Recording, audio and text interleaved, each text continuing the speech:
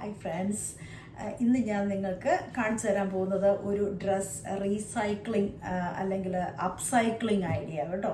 അപ്പോൾ നമ്മൾ വെറുതെ എടുത്ത് എറിഞ്ഞു കളയാതെ എങ്ങനെയാണ് അത് പിന്നെ നമുക്ക് ഉപകാരമുള്ള രീതിയിൽ ആക്കിയെടുത്ത് പിന്നെ റീയൂസ് ചെയ്യുന്നത് എന്നുള്ളതിനെക്കുറിച്ചാണ് ഞാൻ ഇന്ന് കാണിച്ചു തരാൻ പോകുന്നത് കേട്ടോ.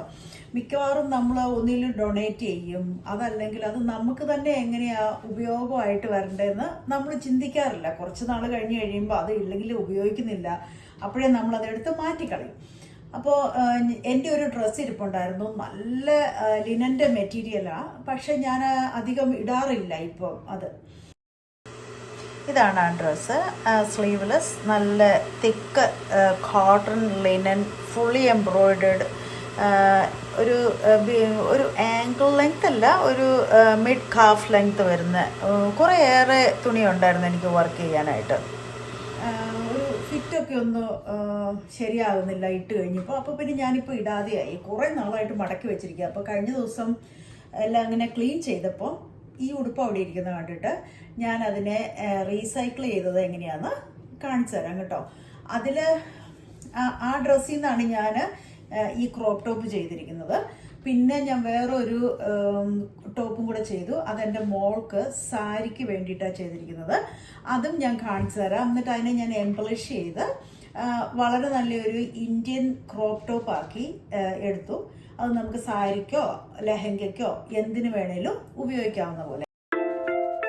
ഇതാണ് ഞാൻ ക്രോപ്പ് ടോപ്പായിട്ട് ചെയ്തിരിക്കുന്നത്. ഇതിന് ആ പൂക്കളുടെ ഒക്കെ നടുക്ക് ഒരു സ്റ്റോൺ വെച്ചും പിന്നെ അതിന് ചുറ്റിനുള്ള പെറ്റൽസൊക്കെ ഈ റൈൻ സ്റ്റോണിൻ്റെ മാല വെച്ചുമാണ് ഞാൻ ചെയ്തിരിക്കുന്നത്.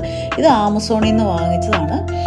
ഇത് ഫുള്ളി ലൈൻഡായിട്ട്, അതുപോലെ തന്നെ ഹോൾഡർ നെക്ക്, അതുപോലെ പ്രിൻസസ് കട്ട് ഒക്കെ ചെയ്ത് ഫുള്ളി ഫിറ്റഡ് ആയിട്ടാണ് ചെയ്തിരിക്കുന്നത് കേട്ടോ. നല്ലൊരു സാരി ബ്ലൗസ് ലെഹങ്കയ്ക്കും പിന്നെ അതുപോലെ സാരിക്കും ഏതിനു വേണേലും ഉപയോഗിക്കുന്ന രീതിയിലാണ് ഇത് ചെയ്ത് വെച്ചിരിക്കുന്നത്.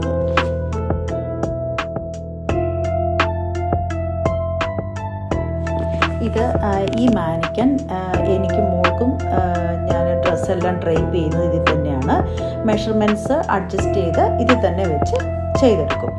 പിന്നെ ഇതെൻ്റെ സോയിങ് റൂമാണ്. ഇവിടെ സോയിങ്ങും എംബ്രോയ്ഡറിയും കൂടെ ഒരുമിച്ച് ചെയ്യാൻ പറ്റുന്ന ഒരു മെഷീനും വേറൊരു സോയിങ് മാത്രം ചെയ്യുന്ന മെഷീനും ഒരു സർജറും ഉണ്ട്. സർജർ ഉള്ളത് കൊണ്ട് എനിക്ക് മിക്കവാറും എല്ലാ പ്രോജക്ട്സിനും സൈഡ് സീംസ് ഒക്കെ പെർഫെക്റ്റ് ആയിട്ട് എനിക്ക് പ്രൊഫഷണലി ചെയ്തെടുക്കാൻ പറ്റാറുണ്ട്.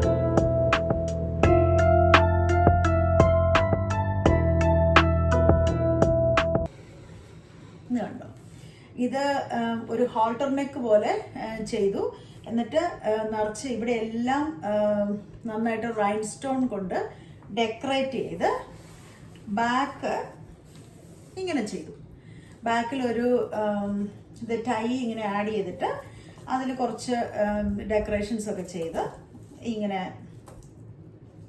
ഇതൊക്കെ വെച്ച് ഞാനത് ചെയ്തെടുത്തു. അപ്പോൾ ഇവിടെ ഇങ്ങനെ ഇത് ടൈ ചെയ്യാൻ പറ്റാത്തത് എന്താണെന്ന് വെച്ച് കഴിഞ്ഞാൽ ഈ മാനിക്കൻ സൈസ് വലുതായതുകൊണ്ടാണ് കേട്ടോ. മോളുടെ സൈസ് സ്മോൾ സൈസും ഈ മാനിക്കനിൽ അതങ്ങ് ഫിറ്റ് ആവുന്നില്ല. അതുകൊണ്ടാണ് ഞാൻ ഇങ്ങനെ കാണിച്ചു തരുന്നത്. അപ്പോൾ നിങ്ങൾക്ക് ഇഷ്ടമായോ? ബൈ.